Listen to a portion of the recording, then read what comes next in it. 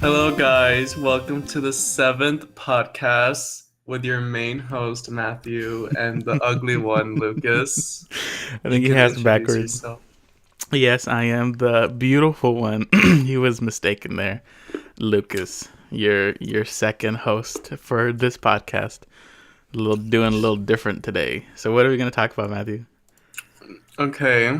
Well, first, I think we should say, we should apologize that we were gone for like 3 Oh years. yeah, that hiatus that we took. That was behind the scenes. This is season 2. You know what I mean? You know how season 1, season 2 has a little cutout. This season, no, I'm kidding. No, we had a little hiatus for a while because of Escuela and just Yeah, poor the finals were management. really bad, so both of us, couldn't find time for the podcast. But that's fine. Finals are practically almost over, so now we have more time for the podcast. CCC. Do you want to tell everyone how you're doing in your finals? Amazing. Amazing. We could just leave it Absolutely. at that. Amazing. Absolutely phenomenal. Yeah, same here. No, you're not. Yeah, no. Anyways, So we're let's. gonna be talking about. Well, today we are going to talk about several things. Some interesting things, some very exciting things, some very sad things as well. So we got all the big pot of stew here going on in podcast number 7. So let's start off with some happy news. Well, not happy news, but very interesting news of what's going on in Nintendo recently, taking all the headlines and the news articles. So so Eurogamer leaked, or sources by Eurogamer leaked, that there will be able to play GameCube games via its virtual console service. 3 separate sources have confirmed to Eurogamer. So these games are going to be played on the um Switch. Do you want to say your thoughts You before already forgot about the name. No, no, I heard something behind me and I looked. Do you wanna give your thoughts before I say the games? No, you you can. I think you should continue that thought before, because Well, I do have some thoughts on it, but I mean like you haven't gotten to the part that I want to talk about. okay, so there's already like 3 games that we know that are prepped for the Switch, and those are Super Mario Sunshine, Luigi's Mansion, and Super Smash Bros. Melee. Also, there will be a version of the GameCube Animal Crossing is currently being tested for potential release. So probably Oh more. really? Yeah, probably more. I mean, these are all like rumors and sources. It's nothing official, but but yeah. Oh, and also Smash 4.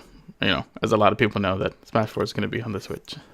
Yeah. So But I was telling Lucas over here that Smash 4 gained a port to the. I was about to call it the NX. I'm so used to the NX. Smash 4 gained a port to the Switch was not entirely like big news. Like we kind of already, from what I remember, Nintendo had already kind of hinted and somewhat confirmed that Smash 4 was going to get, or Smash was just gonna appear.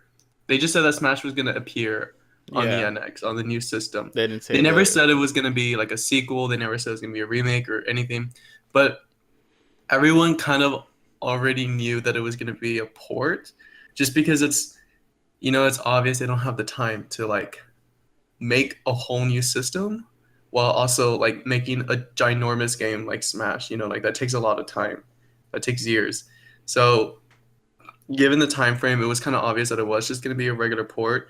But I did not know about the supposed GameCube emulator Mhm. that Lucas was talking about earlier. And I'm pretty excited just because I feel like there's a lot of GameCube games that are just like classics, I guess. Like, Mario Kart Double Dash. Yeah. Sunshine is also a personal favorite of mine. If they actually did bring that back, I probably would buy it. But I was also telling Lucas that, you know, there's no other company in this world other than Nintendo that can get away with selling the same games over and over again. And not But you having know what? backlash for it.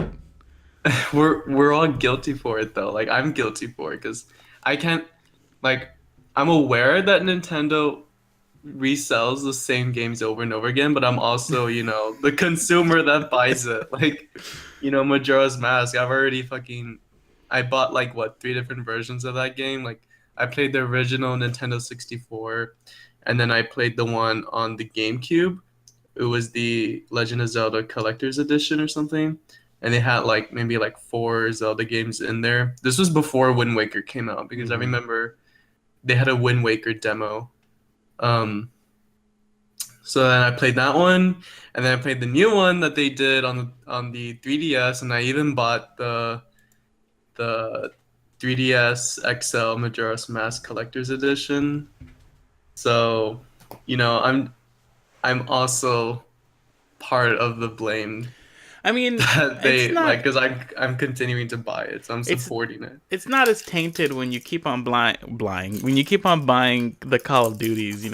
It's Nintendo. It's not a new game, but it's a remastered game, and it's updated Yeah, graphically. So when you know how the nostalgia of going back and playing games, you're like, oh yeah, this game was great, it looked great, and then you go back and you're like, yeah, it looks like shit.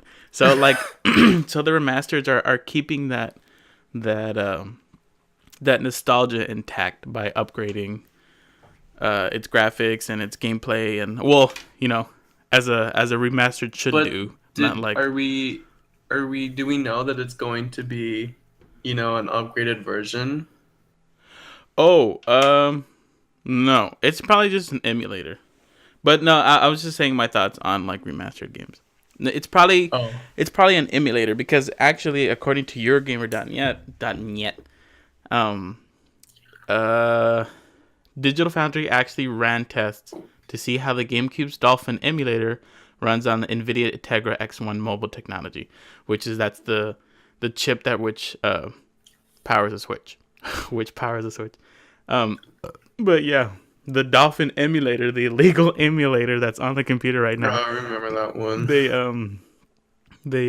they tested it on the actual Switch, which was pretty cool. I mean, that's saying that even freelance people like the people at Dolphin know what they're doing.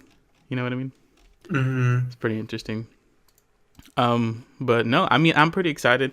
There's talk about so Melee is the bigger one for competitive. You know, would you agree? Uh, that is something that we can talk about in full detail in Well, a okay. podcast I'm because just reporting it. I'm just saying playing the messenger and not the actual person. But as of the competitive scene for Smash, Melee is the bigger game, or Melee is the god game that everyone. Hey, you play Smash for it, play Melee, whatever. So people are saying, uh, if it comes out on the Switch, would it bring back more people into the competitive scene? Like maybe to the numbers. This is hopeful thinking, but maybe to the numbers as what League of Legends would bring during their LCS games. Um, but also with the controller. So I don't know if the Switch has ports you can actually plug GameCube controllers with, because if the controller's not there, people are like, well, if the controller's not there, the competitive mode is not there either. You know? yeah, people are really big sluts about the GameCube controller. They like, especially when it comes to Melee fans. If they don't have the GameCube controllers that they want and need, they're gonna be very upset. So I kind of agree that if there isn't some kind of port already built into the Switch, or there isn't some kind of like additional accessory, kind of like what the Wii U did, where you could connect the GameCube controller ports into I think it's into the USB. Mm-hmm. Um, if they don't have something like that, then I don't imagine that the GameCube emulator part of the Switch would even get that much attention, just because there's like it's both a combination that people love the GameCube controller, but it's also like I've been reading a lot of people's thoughts on the Switch's controls, and there's a lot of people that are not entirely crazy about it. like because it kind of resembles the Wii U's control, Yeah, almost. and it looks a little clunky, but Not clunky, but flimsy. Not the like when I keep watching the Switch trailer over and over again, and it was Jimmy Fallon or Jimmy Kimmel, one of those two, one of the Jimmys, where Jimmy we're Neutron. yeah, we're reviewing it on their shows, and Reggie was there, and Miyamoto was there. It was all like a big spiel about it, and they were revealing the NX on his show, and when he grabbed the controller, the one that looks like a square, the one you The like, one that goes on the side. yeah, you one that you snap into, not the actual like pro controller, the one that actually looks like a controller. That Yeah. one looks sturdy, like the actual pro controller looks super sturdy, and it looks good to your hand. But the other one, I'm pretty sure that's gonna come with the console. It looks extremely flimsy. I don't. I mean, um, I'm kind of a big stickler on controls and like the actual controller itself, because Xbox was good, PS4 was good.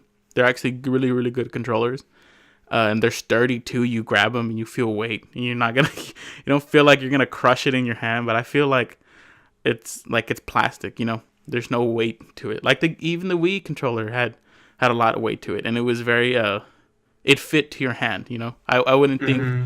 a remote like that with the string attached to another piece of remote would be a good fit when it first came out, but it was, and I liked it a lot. So we're just gonna have to see. I mean, firsthand, um, when it officially comes out and I buy it, just have to see if I'm gonna have to buy the Pro controller instead. You know.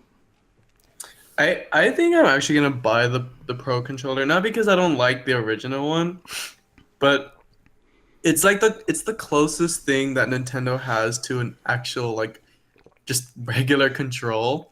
Because even the Pro controller that they had for the Wii U and the Wii, like it looked a little bit awkward because of the placement of the analog sticks. Um, they weren't like, how on the Xbox One the left analog stick is a little bit higher than the right one. Yeah. Okay, well on the Pro controller for the Wii U, they're kind of like at the same line, like horizontally they're on the same line. So like a lot of people were complaining that it feels kind of awkward. And I've even, at one point I even held it myself and I kind of felt the same way. Like it just doesn't feel like instinctive.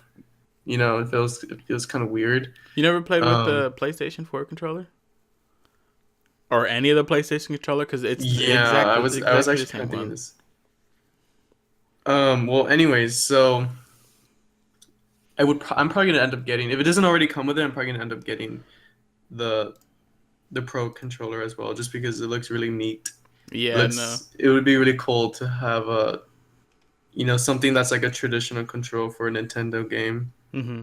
Well, we're probably gonna report on more Nintendo news as the coming months, because the direct is gonna come out next month on the 17th, I think, or the 15th. I don't know. I don't remember. But it's surely in early January, so that's coming up for the direct. So let's move on to Nintendo's bigger title. Or did you have any more thoughts you wanted to say on the Switch? No, but I don't. I think you're gonna say the bigger title, as in the Mario Well, game, not like one of because its that is not a bigger title. one of its bigger That's titles. just one little app compared to a whole console. One of its bigger releases. I mean, it's Mario. It's Mario's a big title. Anyways, so as many of you mobile gamers out there wanna know when it's gonna be released, the Mario Run app for iOS and Android is going to be released on December 15th, 2016, in a few days too. So you get to play with your friends there. Um, I remember when these like auto runner platform video games came out or were big with what was it? Temple Run? Yeah, Everybody Temple Run was back in like middle school.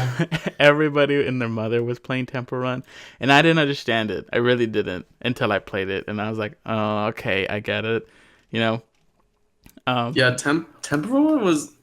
I think Temple Run was one of the those first iOS games that kind of like just made everyone realize how addicting they can be. Like I know another one that everyone was always playing was that one that was kind of like it was kind of like Guitar Hero, but it was with piano keys. Oh, Mule or something like that, or yeah, I know what you I think it mean. was just called piano keys or something. I know Where what you mean.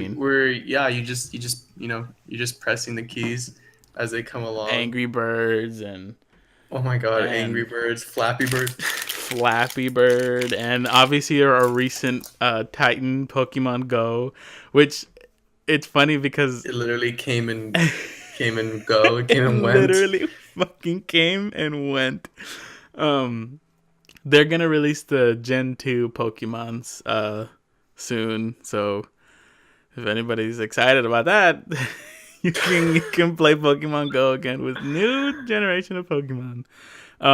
Still no battling. Anyways, um, so Super Mario Run, it's your basic auto run, side scrolling platformer for iOS and Android. I don't know how addicting it will be, you know. I think I might gonna Well, play it and be like, this is cool. I mean, but I'm not gonna be like, fuck yeah, you know. I'm expecting um I'm expecting for the app to have its own little like Nintendo touch because Pokemon Go, yes, it was like clearly Pokemon is a Nintendo game, but it was actually made by um Niantic. yeah, Niantic. And this one is actually made by Nintendo. Like it's fully Nintendo. This is all Nintendo's app. So I'm expecting that it's going to have like yes, it is just a runner game, kind of like Temple Run, or kind of like that. There's this one app on the iOS that's like a little helicopter or something. Oh yeah. It's kind of somewhat similar. Um, I'm pretty sure there's going to be, Nintendo's own little like touches here and there. Uh, I'm like what I am most excited about is like it just looks really fluid. Like you can tell then like, a big company like Nintendo is making this because You the like amount of you mean money polished?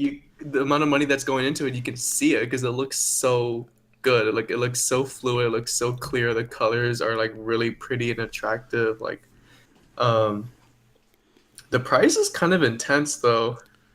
Have you checked the price? N- no, I thought it was gonna be a free game. No, it's not. What? It's That, gonna be. that that's just gonna be $10. Oh my god! For a runner game, Yeah. and I If bet you if anything, I I'm pretty sure had there's read gonna. correctly, it was going to be $10, which also Oh, sounds like Nintendo. Because I feel like you're also just paying for the brand in the a sense. brand.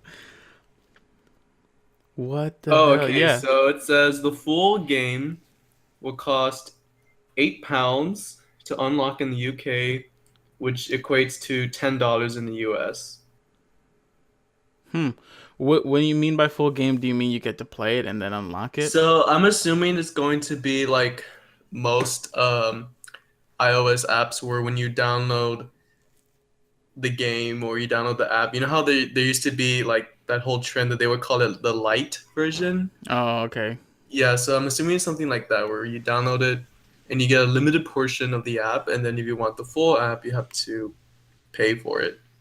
What the hell? That's kind of weird. That is really kind of weird. If I'm gonna pay $10 for a dumb Mario Runner game, I mean it's not dumb, but it has to have a lot of other like mechanics Yeah, I other mean, than. I'm pretty sure it's going to be like there's going to be actual progression through the game. Like it's almost like if you're buying a real game. Um, I'm pretty sure it's not going to be like Temple Run where there's just that one map you play over and over again. You just see how far you can get. Yeah. And just by looking at the videos and the images, like it does look like that. There is some sort of like progression through the game. Um, I think you can use different characters. I know you can use You Yoshi. can use Yoshi for an extra $4.99. You can use Peach for $29.99. Um, I don't know. I mean, my birthday is also coming up. Just for the viewers to know, my 21st birthday is on December 18th. So if anyone wants to make my birthday, you can send me a check or a yeah, cash you deposit. can. Can you gift iOS apps? Is that a thing? I think so. I I don't don't have any think you reason to not can. like to think not to. I don't know. You probably can. No, you can't. Or maybe you can gift money. Well, y'all could just Venmo me. There you go. You can Venmo or Square Cash or PayPal or, maybe even stop by his house. I'll give you his address in a Oh while. my God, shut the hell up. So So, okay. Um, so that's the Mario app, $10. Maybe I'll get it, maybe I won't. I don't know. I was But definitely gonna regardless get of it the if it was price, I'm free. pretty sure it's still gonna be a really fun and addicting game. Because they kind of been working on this for a while.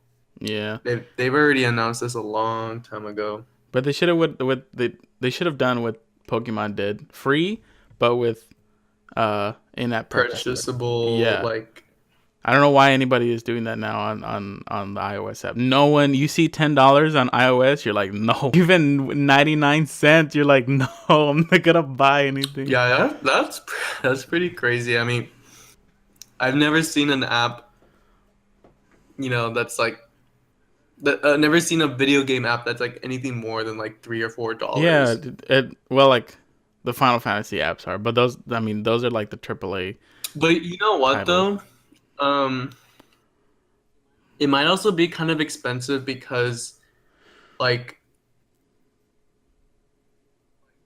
I don't imagine that even if you have the supposed like light version of the app, there's going to be like advertisements or stuff. Because that's also part of the reason why apps are so cheap because they can afford to make it like they can afford to make it free or maybe $1 or two because there's advertisements on the Yeah. app which they get paid for. Whereas Nintendo, I really don't imagine Nintendo is going to Play allow Candy Crush anyone Saga else. here. Click. Yeah, I don't that's gonna be weird. I don't think that they would do that. If Nintendo's gonna be advertising anything, it's gonna be their own damn like merchandise, not anyone else's. So that's probably another reason why it's also more Yeah. expensive. Yeah. No. But I mean, we'll see. I could be totally wrong. Like maybe when you download it, you will fucking see like play Candy Crush, play Angry Birds here, blah blah blah, Minecraft. Click here to watch this 30-second ad. Um. I think we can get to the sad news that you were kind of talking about. Okay. So yeah, this is this more that started with happy and leading to concerns to full blown sad. So the actor, Maester Aemon from Game of Thrones. He's the Maester that sits in the Castle Black, that motivates Sam to go to the library to study to be a The Maester, library. so he can help fight the White Walkers in the north and help the Night's Watch. Passed away on December 6th, 2016. So when I heard that, I kind of had a little tear in my eyes. Um, he passed away at 93. He passed away with his family too, like around loved ones, according to a lot of the news articles that are reporting his death. But it doesn't. There's no confirmation on how he died. He just died, um, with his family around him. So I thought that was kind of sad, because I mean, sad in a way because of a really respected actor within the series passed away, and also partially, I was kind of wondering where Game of Thrones is gonna go next. Or he's not a big part of the show, but where his character is gonna go next. He didn't die, right? I haven't. I don't remember the No, season. No, he I don't. he didn't die. The actual character himself. I mean, I'm like it sounds horrible, but I feel like the the producing team had already like took this into consideration, like because I mean, he was just he was a very elderly Mm. man. Um, but I feel like they probably might have already taken into consideration. I really hope though that like they don't just like replace him with another character, because I think that is the most like not only do I think it's like disrespectful to just replace it with another, sorry, not another character, another actor. Not only do I feel like that's kind of disrespectful, um, but I think it also just kind of like it takes you out of the atmosphere, Yeah. because you're watching Game of Thrones and you're like, oh, like Who's that? Game of Thrones is, it's so well known for like creating this like hyper realistic atmosphere where you really feel like, wow, like this is fucking real, like this is a real like medieval kind of politician game going on here. um and then they replace one of the characters with a different actor, or actresses, holy shit. Actor. um yeah, and you replace it with someone else, and then it kind of just takes you out of the atmosphere. And I feel like every time you see that Hmm. character, whoever it is, you're just gonna be thinking Oh, he like, died. yeah. And then it's both disrespectful, but it's also bad on uh it's bad on their part too, Yeah. because I feel like they're gonna take some heat for that. This guy was a veteran too. He was a World War II veteran. Did you know that? That's even more reason He was they need to be careful with whatever steps they take, yeah. According to the Wikipedia page, because he was commissioned as a second lieutenant in the Royal Corps or Royal Corps of Signals on the 9th of June 1943 and served in Normandy, Belgium on the Far East. At the end of the war, he was in Singapore and presented during the liberation of Shanghai or Changi prison. So that's pretty interesting. He was a World War II vet who served in Normandy, the same place, D-Day, where a lot of veterans died. So that's pretty interesting um, to see that. But I've seen shows, going back on what you said, I've seen shows and movies do that. Like the actor dies and they have to replace him because obviously money, and we need the for the show or movie to be going. Like Harry Potter, the original Dumbledore died. The actor, the first one, he died, and they replaced him for the second or third movie. I don't know which one. And that is slightly different though, just because that was so early into the Harry Potter sequels that they could get away with something like that. Whereas in Game of Thrones, we're already in season 6, going on to season 7, yeah, or season 7 going on to season no, 8. 6 to 7. Calm down, calm down. Yeah, so it's like, they it would be, I feel like you can't get away with something like that because it's already been 6 Yeah. seasons, and it's like, it's, yeah, he's not, a main character, but you've already like seen him for such a long time.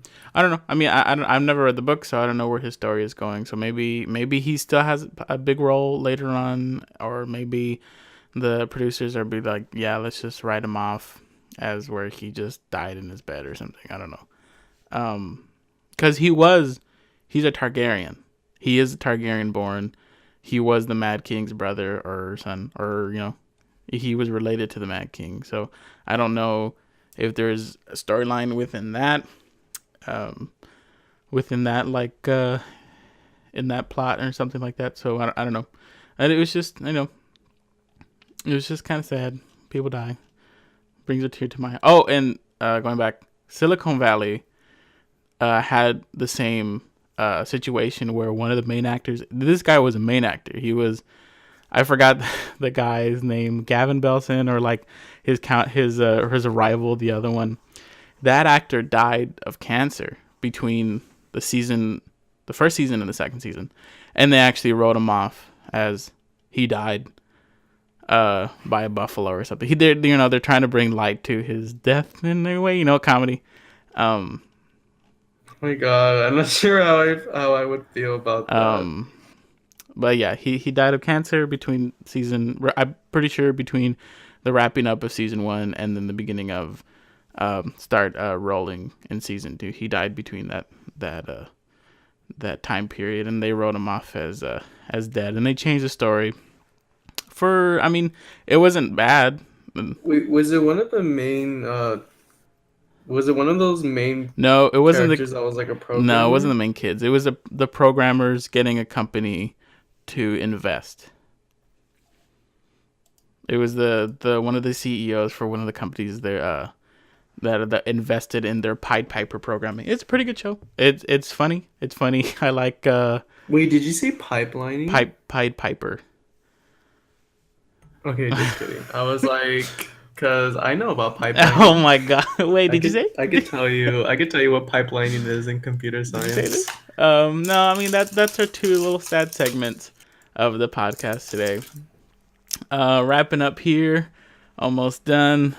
Uh, so this was pretty interesting. So this can pay off your college funds, your student loans, if anybody out there is willing to pay them off. Nintendo offers bounties on 3DS vulnerabilities. This was this is a post by Polygon. Uh, Let me read it. Nintendo has begun a campaign to discover security vulnerabilities in the Nintendo 3DS and in the new Nintendo 3DS. Wait, what? Well, the one with the C stick. Offering up to $20,000 to those who find exploits for the company to close down. So we're not talking about like, oh, my little arm is clipping through the wall. We're talking about like big exploits that will potentially shut down the company. That's kind of weird. And they will pay you a minimum for $100, a minimum of $100 for vulnerability. You know, so I thought it was kind of weird. This is the first the first I've seen a big title as Nintendo gives its customers money, and not like $5 or $6 to go spend on a game, $20,000 to find exploits. Well, do you think maybe they're doing something like this because they're planning on making like an actual multiplayer network server, kind of like what the Xbox or the I PlayStation have has? no idea. I really don't know. I thought you could play online. I can't. I mean, yeah, you can but Nintendo's known for not having the most amazing multiplayer like experience because they have the whole like friend code thing. I mean, it used to be a lot worse. Like they made it a lot simpler where like on the I want to say in the Wii U, there's just one friend code, whereas it used to be like on the original DS you would have multiple friend codes per game, and if you ever wanted to play with someone, you have to add them Hmm. on that game, and then they have to add you back. And then like it was really complicated because like I don't think you could send messages to them. So it's just like you can never confirm like, yeah, like can you just like add me or whatever. Like you would have to, like if you didn't know them in real life and you were adding them off of like a like of a forum page, kind of IRL. like what I used to do. Um it was just very complicated to like make sure that both people were adding each other. Yeah. Well, I don't know, or maybe I pretty speculation on what's coming up for the security. The security around around Nintendo. So I'm pretty sure some of these hackers can instantly find it at least most 3 days. They can find anything and everything about the 3DS within most 3 days.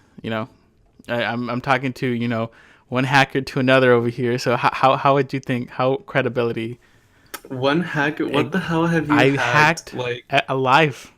I've hacked life. So do you think? Anyways, do you think a person as of that stature could find its vulnerabilities instantly, or not instantly, but almost in a very short period of time?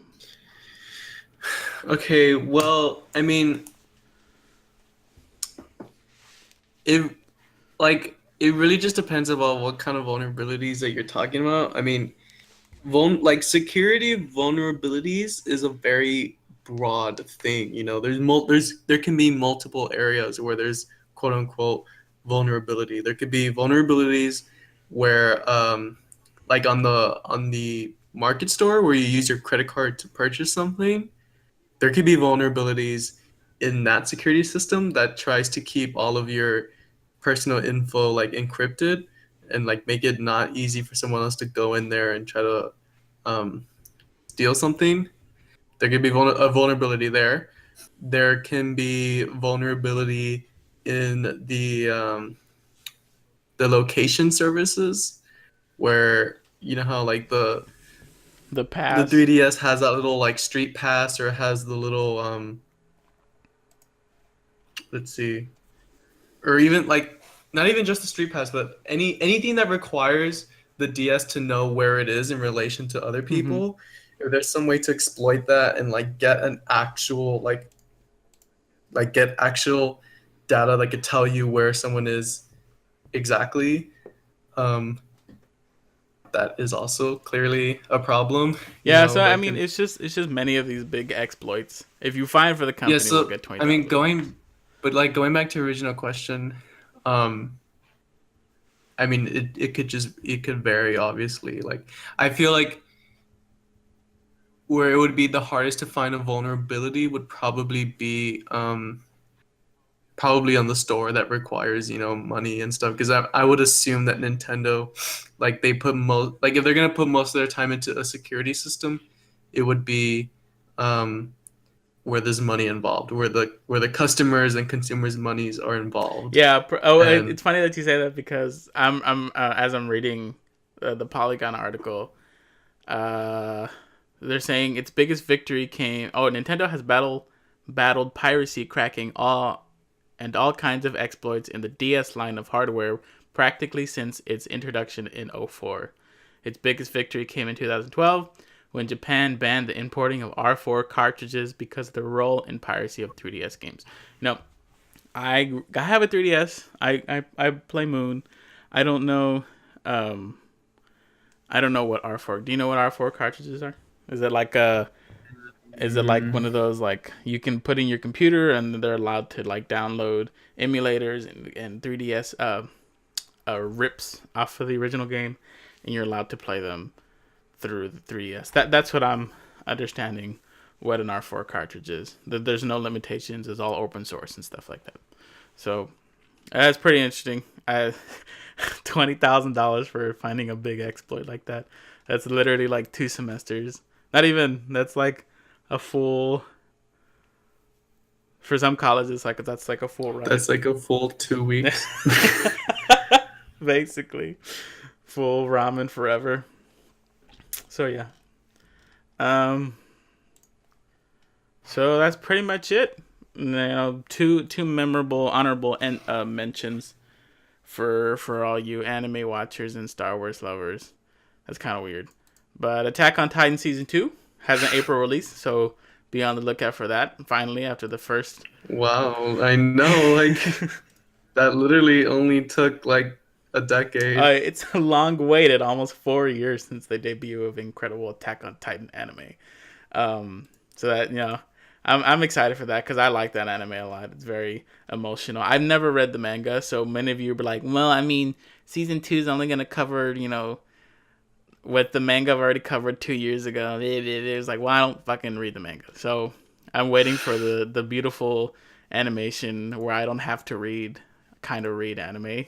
I literally Yeah, I was clicked. about to say you still have to I read the it's captions. clicked, but it has all the prettiness and the sword Well, fighting. I just feel like some animes are they're just meant to be like, or sorry, I feel like some mangas are just meant to be an anime, you know? Yeah. And I feel like Attack on Titan is no exception to that. No, I'm. Just because it's such a heavily action thing, like how could you really grasp the full action of a scene through just images, you know, like still Mhm. images? No, I mean, yeah. I mean, it gives the viewer or the reader a different impact whether you're viewing it through the anime or reading it through the manga. So that's interesting there. So be on the lookout for season 2 in 2017. Just cross your fingers. Hopefully nothing goes wrong. Let's get that out there, guys. And also for Star Wars lovers, next week from a week from yesterday, the 16th of December, Rogue One, finally a year without Star Wars. Um, is going to be released on the 16th. So I'm extremely excited about Rogue One and all its extremities and internalness and and stuff. So that's pretty interesting. Are you going to go see it? Rogue Yes. One? Are you Probably. going to go see it with me? Probably not. Oh man, that breaks my heart. So thank you very much for tuning in to this week's podcast. Sorry for the long-waited hiatus. I know. We've been in demand for the past several weeks. All the people are knocking on my door and tweeting me, "Where's your podcast?" I can't. No, I'm kidding. No one tweets me. All the one people, All the like your all the mom. 0 people, like my mom. But yeah, I think that's gonna wrap up the podcast. Alrighty, well, thank you very much for listening, everybody. You can go ahead and follow me in Twitter and Instagram. Those things will be in the description below us. Same thing with Matthew. Maybe I'll put Matthew's. I don't know. I need to consult with him, because he's done naughty things in the past. So I don't know. Go ahead and subscribe, do whatever you want. We're also thinking about changing the whole spiel of our podcast. Not the formation of it or not the format of it, but the name and the logo. So if you see a little different, a little different logo, don't freak out. Same thing, same podcast. We're just, getting ourselves out there. The same 2 slots. Yeah. Oh, check us out on SoundCloud. This podcast will be released on SoundCloud probably tomorrow or today. And on iTunes. Okay, I'll put everything in the description. Maybe I'll put a little update video so you can go ahead and follow those things as well. So thank you very much for joining us this week's podcast. I'm your lovely and precious co-host Lucas with Matthew. See you guys later. Bye.